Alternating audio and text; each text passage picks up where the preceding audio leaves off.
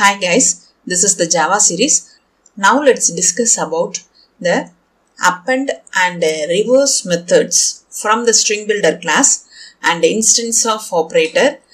Let's see this example. Here, this is my package name and this is my class name. This is the main method. Execution starts only from the main method. Here I have created the variable input. Its data type is string. Okay, the value for input is beauty. I have initialized. And here I have created the input 1. This is the name of the object for StringBuilder class. Okay, this is the default constructor for this class. So inside the input 1, there is no value. Okay, now only we have created. Okay, here I have used the append method. Okay, input 1 is the object for StringBuilder class. Okay, so inside the StringBuilder class we have the inbuilt method append. This method is used to add the given new value to the existing one. Okay, so input 1 holds nothing.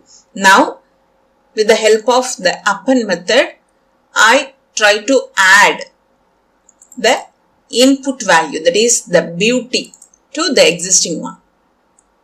Okay, now the value of input 1 is beauty. Okay, here I have used the reverse inbuilt method. This is also present inside the StringBuilder class. That's why I have used the object for this class. Okay, and input 1 dot reverse. So what is the role of this one? Reverse method is used to reverse the given string.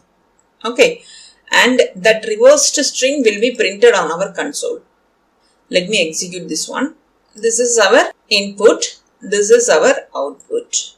Okay, so Y T U A E B. This is our output. Reverse of the given string.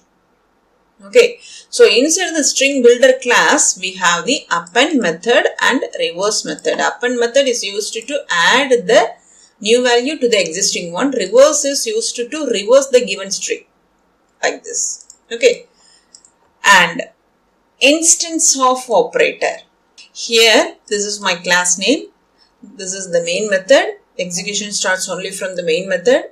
Here I have created the object for this class.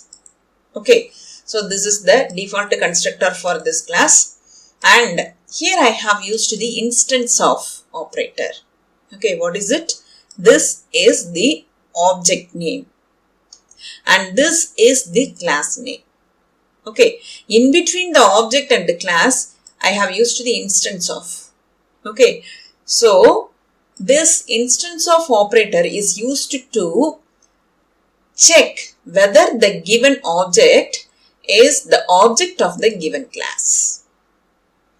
Actually, this S is the object of this class. So, this expression returns true only. Am I correct? Let me execute this one. Here I got true because S is the object or instance or result of this class. That's why we got true. Okay, we have completed this session. If you have any doubts, drop the message on the comment section. If this video is useful to you, like and share. For more videos, subscribe my channel. Hit the bell icon, then only you will get the notification for my new updates. Have a nice day. Thank you.